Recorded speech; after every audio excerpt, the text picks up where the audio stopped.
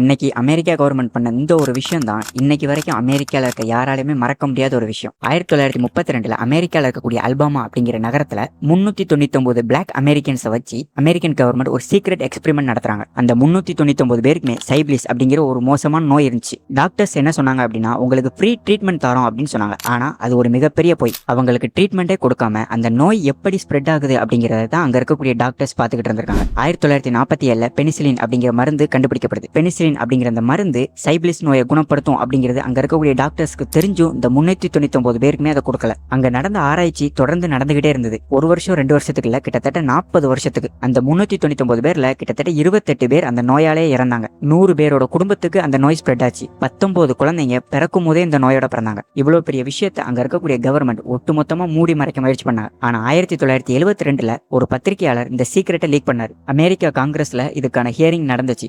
1997 அதாவது 65 வருஷம் கழிச்சு இந்த ஆராய்ச்சிக்கு கையெழுத்து போட்டு கொடுத்த பிரசிடென்ட் பில் கிளின்டன் அப்படிங்கிறவரு மக்கள் முன்னிலையில மன்னிப்பு கேட்டார். இந்த கதையை கேட்கும் போதே எந்த நாட்டுல இருக்க மக்களுக்கும் தங்களோட சொந்த நாட்டு அரசாங்கத்து மேலேயோ இல்ல டாக்டர்ஸ் மேலேயோ எப்போதும் நம்பிக்கை வராது.